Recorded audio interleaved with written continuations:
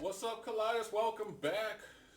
JW Ms Diva Talks. What's up, y'all? This is from Sunny V2. Rappers who went broke in the stupidest ways. Honestly, I'm shocked that all the rap industry's done this because they just do stupid shit. Yeah, especially when you find out that they're just famous, not rich. But let's see how. Right, let's see.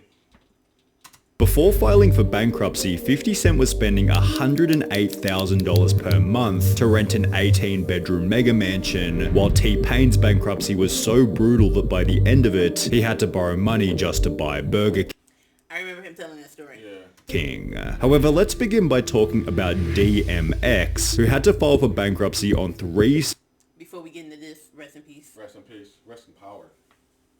separate occasions as he couldn't afford child support. You see, DMX had 17 children with 11 different women, and almost every child resulted in some kind of lawsuit or child support requirement. For example, DMX was sued for $1.5 million worth of child support in 2008 after a genetic test confirmed that he was the father of a previously unclaimed baby, which when combined with his declining music career, resulted in his first bankruptcy filing. 4 years later in 2012, DMX was sued by a different ex-partner for a further $1 million worth of child support, and a year after this lawsuit he'd file for bankruptcy a second time. His third bankruptcy would occur in 2016, during which it would be discovered that DMX had racked up a further $1.7 million worth of unpaid child and family support, which accompanied $950,000 in bank debt and $1.7 million worth of tax debt. Since he had $0 in his bank account, DMX was sentenced to 6 months in prison for the child support, a further year in prison for the unpaid taxes, and was also ordered to pay the government $2.29 million in restitution after he was released from his time behind bars. However, DMX never had the chance to pay the amount back in full, as he'd die in April 2021, and despite his extensive family tree, DMX never wrote a will, meaning that his family was still involved in money-related legal battles even after he was dead and buried. Tiger was certainly better at managing his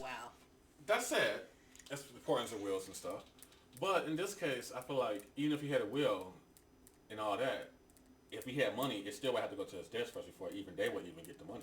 True. So in this unique situation, I would say it kind of worked out. In a way. Yeah. In a sad way. Yeah, in a sad way. Well, yeah, a sad way, yeah. But yeah, damn. his child support payments, although he definitely had a weakness when it came to luxury spending. After cultivating his career as a successful rapper, Tiger's name entered news headlines after he'd purchased a $200,000 Mercedes Maybach for his girlfriend, while being $480,000 behind in rental payments on a luxury Malibu home. As a result, I remember when this happened, because remember he was dating Kylie at the time. Tiger was sued by his landlord, although he'd failed to show up to court as he was on holiday in Turks and Caicos. Yet this situation wasn't the only example of Tiger spending big in one area while being financially behind in another. For example, in 2016, while shopping for a new Bentley, Tiger's Ferrari 458 was repossessed in the parking lot as Tiger hadn't been paying for the loan. Despite this, Tiger would go on to purchase another Mercedes Maybach, as well as a Land Rover, a Rolls-Royce Ghost, and a Rolls-Royce Cullinan, all of which were repossessed for non-payment, while he was seen looking at a brand new Lamborghini. In addition to this, Tiger was sued by a second landlord for $181,000 after once again missing rental payments in 2016, which was followed by a third property-related lawsuit in 2020, where Tiger had racked up over $200,000 in damages and unpaid rent on yet another rental property. It was then revealed that Tiger was being court-ordered to pay for $200,000 worth of unpaid jewelry, which accompanied the accusation by his ex-girlfriend Black China that he'd been missing child support payments. And just to add a cherry on top of the cake, while all of this was going down, Tiger was in $890,000 worth of tax debt to the government. Despite all of this, Tiger is still seen flexing a lavish life on social media, which is a luxury unavailable to rap producer Scott Storch, who blew through. You know, that whole Tiger situation, it kind of sounds like trying to keep up an image. Well, yeah. Yeah. Yeah. Well, we know Scott Storch blew all his money on coke, though. Yeah, this picture doesn't even look like him. Yeah. $70 million in less than 3 years. Coke. $70 million in 3 years? Coke is expensive. Like, he was doing it in Coke, the women and all that, yeah. Years. Scott had earned this money by producing for some of the biggest names in music, including Kanye West, Dr. Dre, and Jay-Z. Yet Scott Storch's insane net worth began to diminish after he'd purchased an insane supercar collection, 30 cars, including Bugattis and Ferraris and all that kind of stuff, as well as a $10.5 million mansion where he housed more than 20 staff, including a boat captain, just in case he wanted to go out on his yacht. The captain was on full-time staff? Yeah. In case you want to take the boat out? Yeah. And the boat was how many bedrooms? 7, 7-bedroom boat, worth about how much? 20 million. 20 million. Scott went on to explain just how much this lifestyle was costing him. My monthly overhead for my household employees was somewhere in the neighborhood of $1 million a month I was spending. And that if he continued Sounds about right.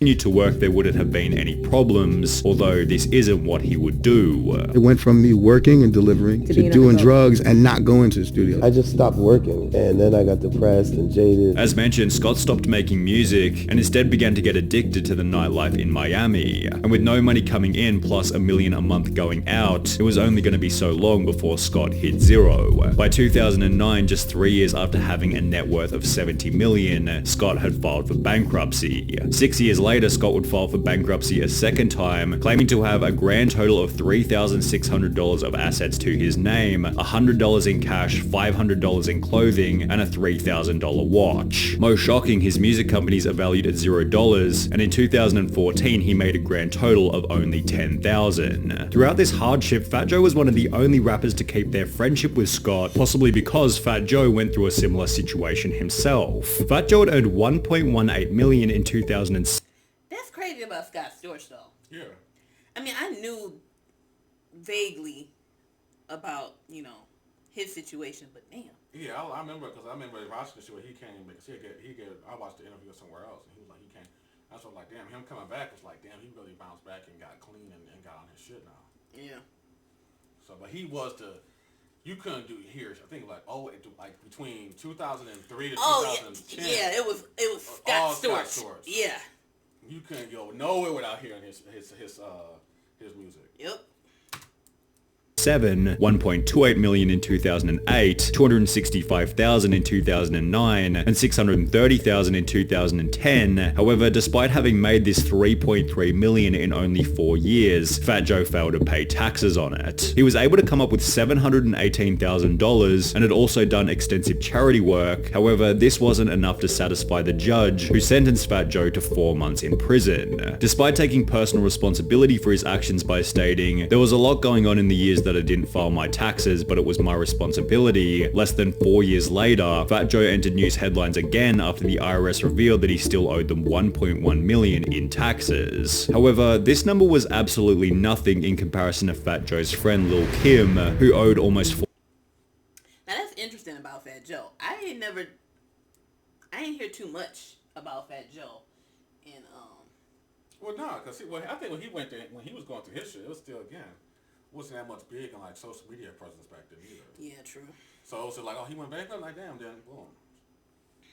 And now one of my favorite female rappers, Lil Kim.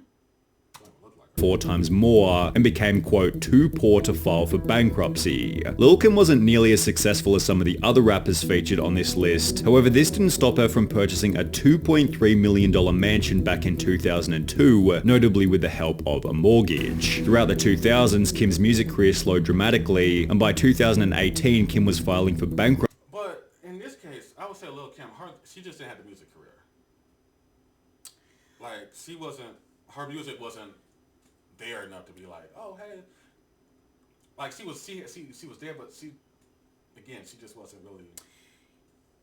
She was. From what I heard, it was who she was signed to. And you already know who she was signed to. Who was she signed to? Diddy. Because I think during that time with Lil Kim, it was also Trina around during that time. Yeah, they were pretty, both like around the same time. But it was Trina getting all the exposure and all the songs and stuff like that. Not really, because Lil Kim was pretty big, especially with the Notorious K.I.M. when that came out. I only know, like, I can name one song that I only know of Lil Kim. Which is? Magic Stick. And that's featuring 50 Cent. Okay. That's the only, again. bankruptcy, as she still owed the full $2 million on her property despite the 16 years that had passed. In addition to this, Kim now owed $1.85 million to the government for 13 years worth of unpaid taxes, which accompanied a further $185,000 in unpaid legal fees. The bankruptcy became even worse after discovering that by 2018, Kim was earning a comparatively small $18,000 per month, of which $2,000 went to staff, another $2,000 went to clothing, and $10,000 went to travel fees, meaning she had less than $4,000 per month to dig herself out of $4 million worth of debt. Somehow Lil' Kim managed to, quote, get her finances into good shape, and her bankruptcy filing was dismissed. However, MC Hammer wasn't quite so lucky. I remember bits and pieces about MC Hammer. Despite having the 5th best-selling hip-hop album of all time, which sold 17 million copies and featured songs such as You Can't Touch This, MC Hammer wasn't able to stay out of financial trouble. He bought more than 17 luxury cars, a private jet, 2 helicopters, and 21 racehorses. Some of the horses were valued at around $1 million. Most of his expenses, however, were on his home. He bought a property in Fremont, California for $12 million and spent another $30 million on renovations to turn it into his dream home. He added a bowling alley, basketball court, baseball field, recording studio, movie theater, 17-car garage, tennis courts, and 2 swimming pools to the 40,000 square foot mansion. One of the pools was shaped like his signature baggy pants that came to be known as Hammer Pants. He added Why? Why do you need a pool that looks like your pants? several marble statues of himself throughout the property and installed a gold hot tub in his bedroom. And to keep everything running smoothly, he employed a staff of nearly 200 people on the property, which cost him an estimated $500,000 a month. That's some Scarface type shit. You got a jacuzzi in your bedroom? I blame a lot of this stuff, like a lot of these rappers. I blame because it's like, one, they probably came from nothing. They wasn't used to having money. Did you not hear that he got statues of his Yeah. little anal, don't you think? So they already didn't come from money, so they didn't know how to manage money. 2 or 3, they didn't have common sense to have an accountant. They're like, yo, this is what you gotta do. Whew. Unsurprisingly, less than 5 years later, MC Hammer had filed for bankruptcy, at which point it had been revealed that he hadn't only spent his entire $70 million fortune, but had also taken on a further $13 million in loans, which had been borrowed from over 200 different lending institutions. Despite having spent a total of $42 million on his California dream home, the property resold for only $6.5 million. However, if we're on the topic of Talk about not getting your money back. Renovations don't always do have value. That is true. expensive homes being repossessed Especially if it's too customized.